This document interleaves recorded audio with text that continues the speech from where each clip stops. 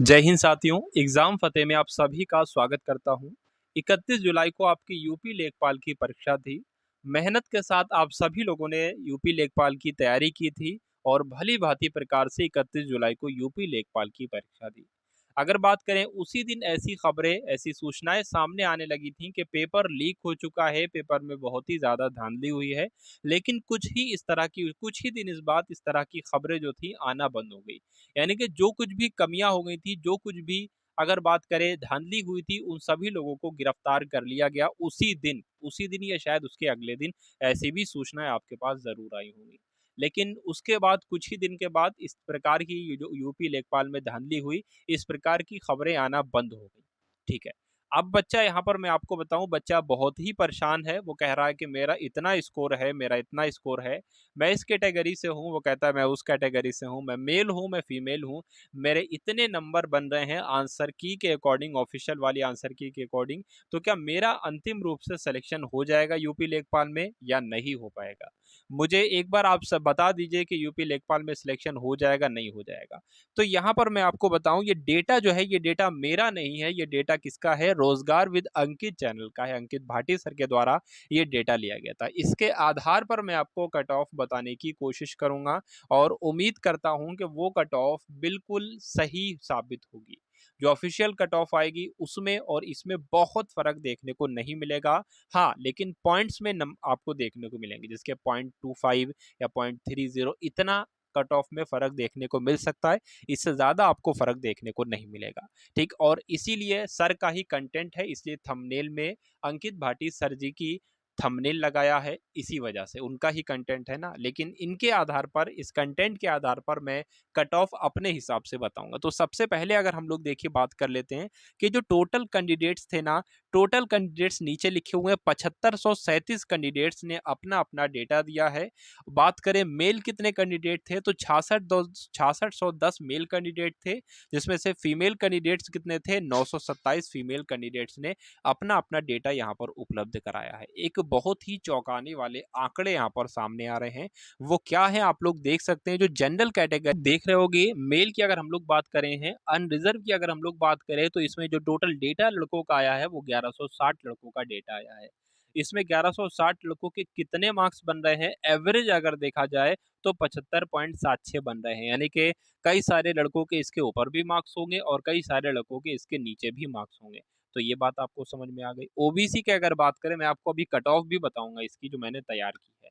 ठीक है, ओबीसी की अगर बात करें तो 3377 लोगों ने अपना डेटा दिया है, जिसमें एवरेज बात करें 74.78 एवरेज मार्क्स बन रहे हैं। तो कुछ लोगों के इससे ज्यादा भी होंगे और कुछ लोगों के इससे कम भी होंगे।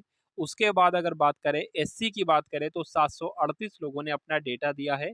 71.75 मार्क्स बन रहे हैं 738 लड़कों के।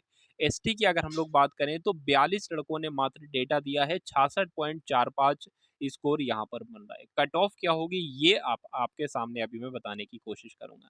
ईडब्ल्यूएस की बात करें तो 1171 लड़कों ने डेटा दिया है। इसमें 75.78 लगभग लगभग देखा जाए, ठीक है, तो इसके तो कितने बन रहे हैं भाई साहब? इसके 75.76 बन रहा है और इसका तो उससे ज्यादा बन रहा है। ठीक है, उससे ज्यादा इस बन रहा है। ठीक है, 0.02 ज्यादा बन रहा है। चलिए, तो क्या ऐसा हो सकता है ईडब्ल्यूएस की कट ऑफ ज्यादा चली जाएगी जनरल से? ये भी हो सकता है, कुछ भी हो सकता है। उसके बाद आप लोग देख सकते हैं फीमेल का।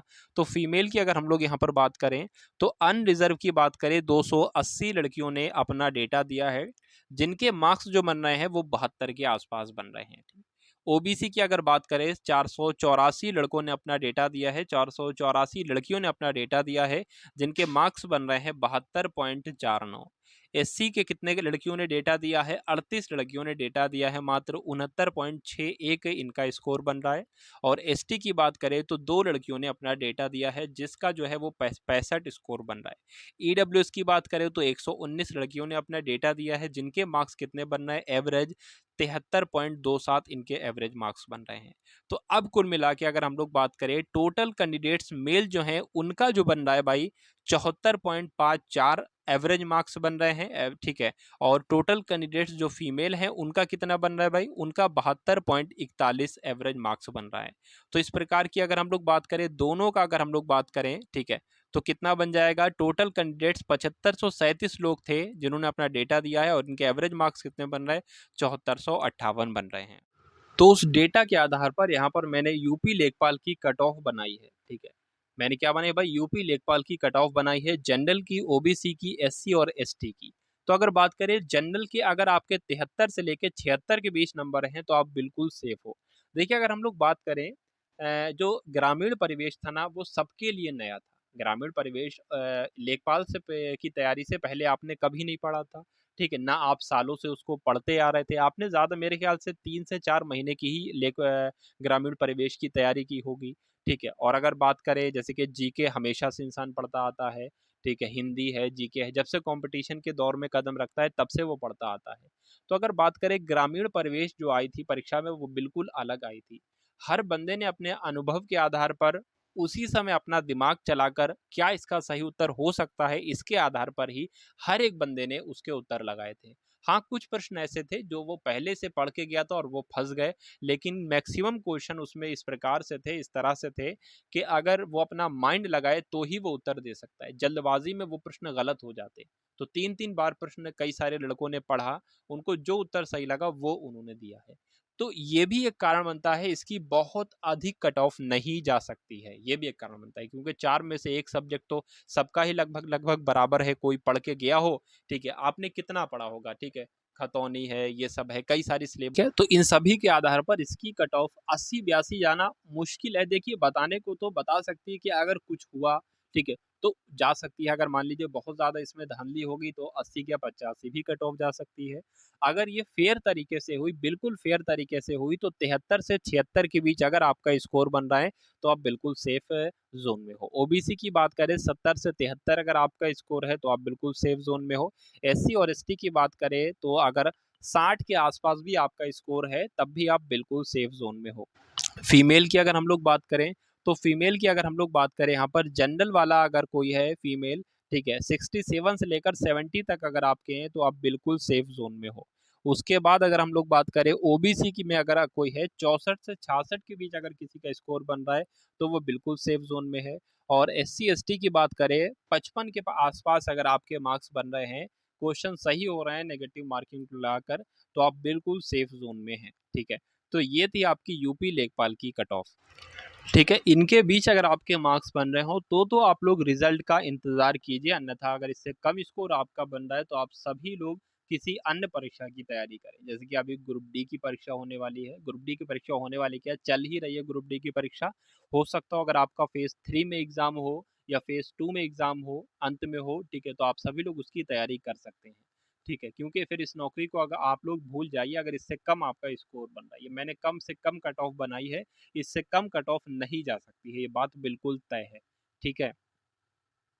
अभी फ़िक्र आप सभी लोग मत कीजिए, अभी पेट का एग्ज़ाम होगा अक्टूबर में और उसके बाद भी लेखपाल की भी वैकेंसी आएँगी और अदर विभाग में भी कई सारी वैकेंसीज़ आने वाली है।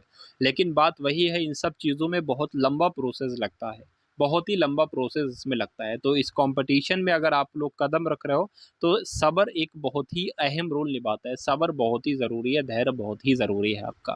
ठीक है, तो यही सब बातें आप सभी लोगों को बताना थी। एक बार इस वीडियो को शेयर भी आप सभी लोग ज़रूर कर देंगे और इस चैनल को भी सब्सक्राइब ज़रूर कर लेंगे। तो मिलते हैं हम सभी लोग आने वाली वीडियो में। जय हिंद साथियों।